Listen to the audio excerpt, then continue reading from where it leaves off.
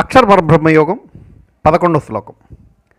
యదక్షరం వేద విదో వదంతి విశంతి యద్యతయో వీతరాగా యదిచ్ఛంతో బ్రహ్మచర్యం చరంతి తత్తే పదం సంగ్రహేణ ప్రవక్షే. మరోసారి, యదక్షరం వేద విదో వదంతి విశంతి యద్యతయో వీతరాగా యదిచ్ఛంతో బ్రహ్మచర్యం చరంతి తత్తే పదం సంగ్రహేణ ప్రవక్షే.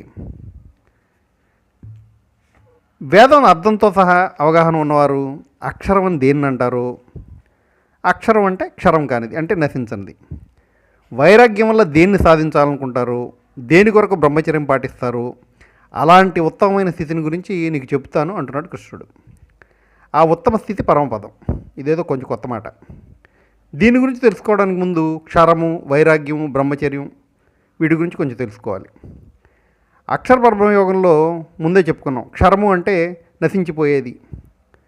యదృశ్యం తన్నస్యం, నీకు కంటికి కనిపించే ప్రతిదీ నశించిపోయేదే. మనం ఉంటున్న భవనాలు, తిరిగే కార్లు, అందమైన ఉద్యానవనాలు, మాట్లాడుతున్న నేను, వింటున్న మీరు, మీ చేతిలోని ఫోను, మీరు కూర్చునే సోఫా, చూస్తున్న టీవీ, మీ కన్ను చూసినంత మేర అభివృద్ధి పేరుతో మనం చేస్తున్న కార్యక్రమాలన్నీ నశించేవి. కాకపోతే ఇదంతా నిశ్శబ్దంగా అప్డేషన్ పేరుతో మన ద్వారానే జరుగుతుంటుంది.